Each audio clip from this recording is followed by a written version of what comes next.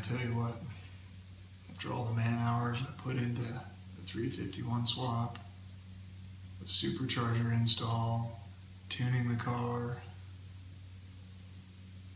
man, the feeling of satisfaction you get, not much can compare to that. Except for me.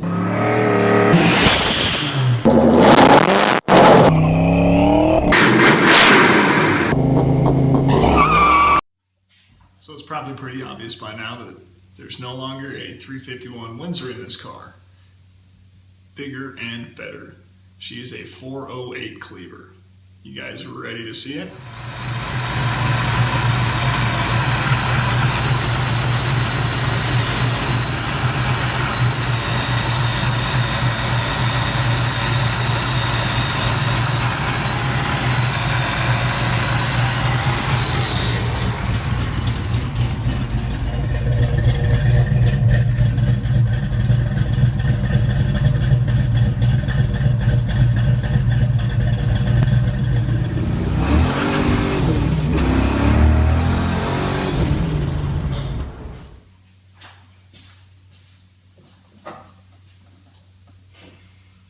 So after I got the 351 together, got the supercharger on it, tuned it, I wouldn't really say that I spent very much time at all driving it easy.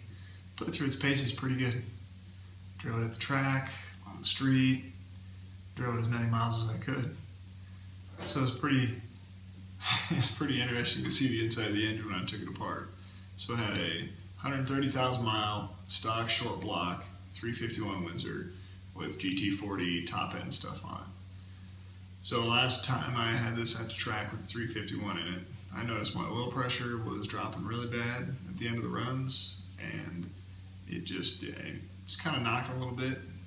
So decided that after that day it was time to take it apart and see what I was working with.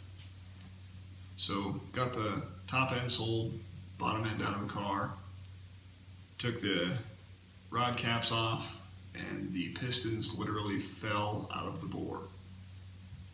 The rings had zero tension at all. The only thing that was giving compression in that engine was the supercharger. If I didn't have the supercharger on it, I probably would have had little to none horsepower.